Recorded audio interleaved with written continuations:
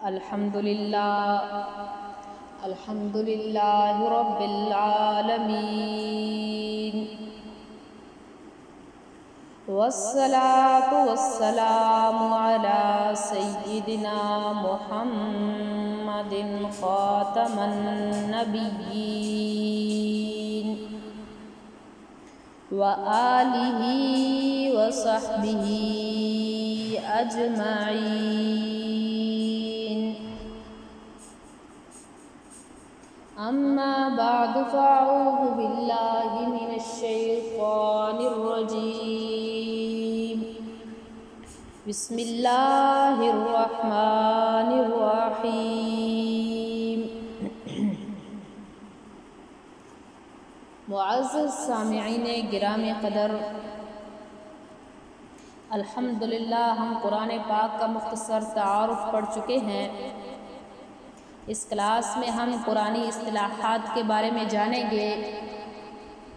قرآن پاک کو سمجھنے کے لیے شروع میں چند اصطلاحات کا جاننا ضروری ہے۔ پہلی اصطلاح دعویٰ یا موضوع صورت ہے۔ دعویٰ یا موضوع صورت سے مراد صورت کا مرکزی مضمون ہے جو تمام صورت کے لیے بمنزلہ محور ہوتا ہے۔ صورت کے باقی مضامین اسی کے گرد چکر لگاتے ہیں، یا اس کی مثال بیج اور تخم کی سی ہے۔ جس طرح درخت کے ہر پتے اور شاخ میں تخم کا اثر ہوتا ہے، اور اسی وجہ سے ہر درخت دوسری نوع کے درختوں سے ممتاز نظر آتا ہے، بعینی ہی اسی طرح صورت کی ہر آیت کو اصل دعویٰ سے ضرور کوئی نہ کوئی تعلق ہوتا ہے، اور اس دعویٰ کی بنا پر ایک صورت دوسری صورت سے ممتاز نظر آتی ہے۔ اس کی مثال دلائل سے سمجھ آئے گی۔ اسی لیے دوسری اصطلاح دلیل ہے۔ دلیل اس بیان کو کہتے ہیں جس سے دعویٰ ثابت کیا جائے۔ قرآن مجید میں دعویٰ ثابت کرنے کے لیے 4 قسم کے دلائل بیان کیے جاتے ہیں۔ نمبر 1 دلیل عقلی محض، نمبر 2 دلیل عقلی مع اعتراف الخصم، نمبر 3 دلیل نقلی، اور نمبر 4 دلیل وحی۔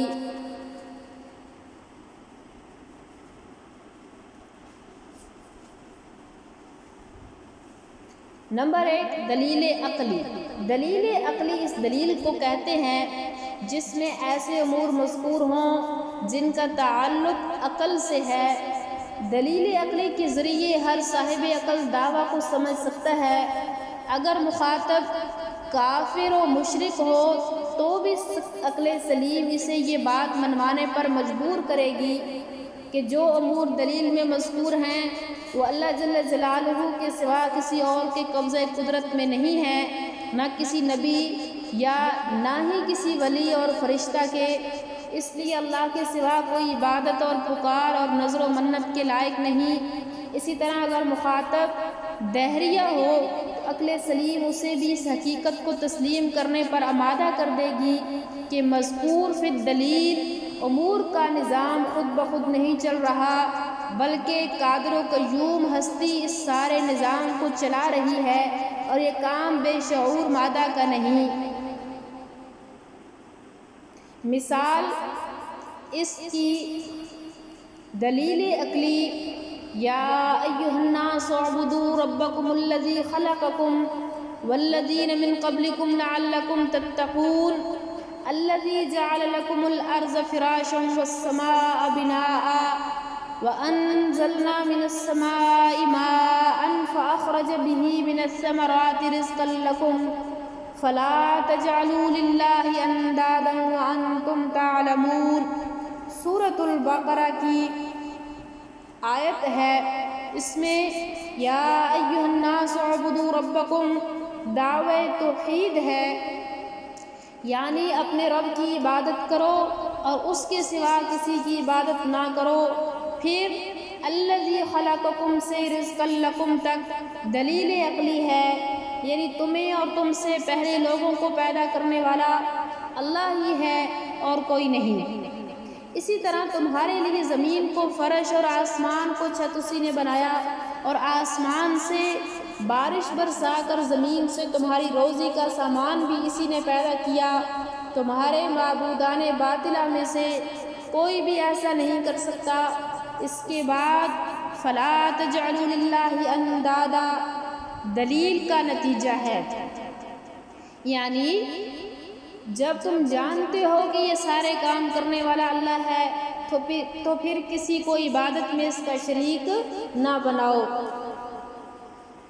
دوسری دلیل عقلی مع اعتراف الخصم ہے۔ یہ وہ دلیل عقلی ہے جس کو منکرین سے استفہام کے طور پر بیان کیا جائے اور ساتھ ہی ان کی تسلیمی حالات کو مد نظر رکھتے ہوئے جواب بیان کیا جائے۔ مثلا ایک جگہ اللہ رب العزت کا ارشاد ہے، قُلْ مَن يَرْزُقُكُم مِّنَ السَّمَاءِ وَالْأَرْضِ أَمَّن يَمْلِكُ السَّمْعَ وَالْأَبْصَارَ وَمَن يُخْرِجُ الْحَيَّ مِنَ الْمَيِّتِ وَيُخْرِجُ الْمَيِّتَ مِنَ الْحَيِّ وَمَن يُدَبِّرُ الْأَمْرَ فَسَيَقُولُونَ اللَّهُ۔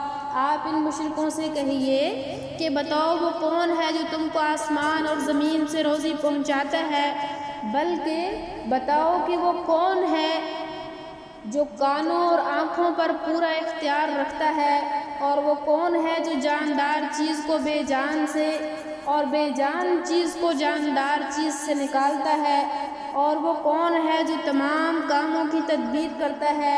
تو جواب میں وہ یہی کہیں گے ان تمام کاموں کا ذکر کرنے والا، ان تمام کاموں کو کرنے والا اللہ ہی ہے۔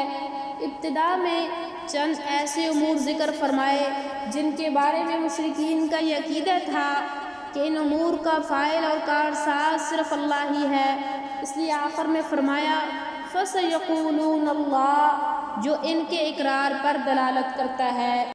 اس کی تیسری دلیل نقلی ہے۔ جب دعویٰ کے اس بات کے لیے کوئی عقل پیش کی جائے تو وہ دلیل نقلی کہلائے گی۔ اور اس کی چوتھی دلیل وحی ہے۔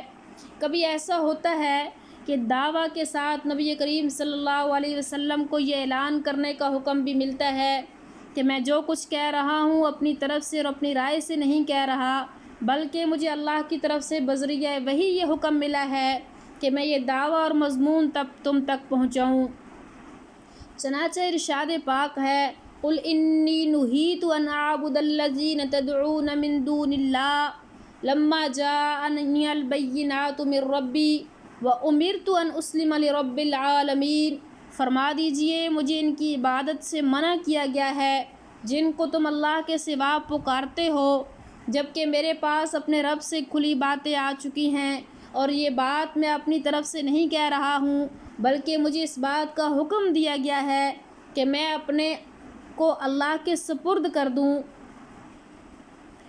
قرآن مجید میں دعوی توحید کو تینوں قسم کے دلائل سے پیش کیا گیا ہے تاکہ مادہ انکار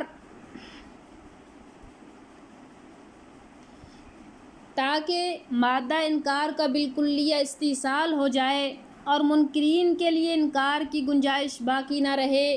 دلیل عقلی اس لیے ذکر کی جاتی ہے تاکہ ثابت ہو جائے کہ دعوی توحید عقل سلیم کے عین مطابق ہے، اور دلیل نقلی اس لیے پیش کی جاتی ہے تاکہ یہ معلوم ہو جائے کہ دعوی توحید میں حضرت رسول اللہ صلی اللہ علیہ وسلم منفرد نہیں ہیں، بلکہ آپ سے پہلے تمام انبیاء کرام بھی مسئلہ توحید بیان فرماتے رہے۔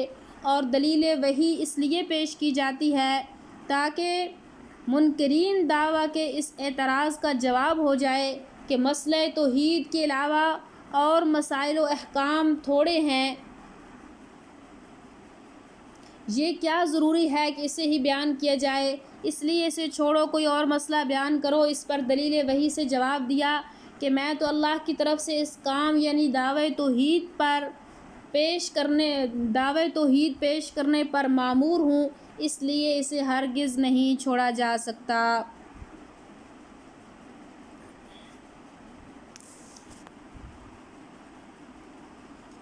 اس سے آگے ہم انشاءاللہ تیسری اصطلاح اگلے سبق میں پڑھیں گے۔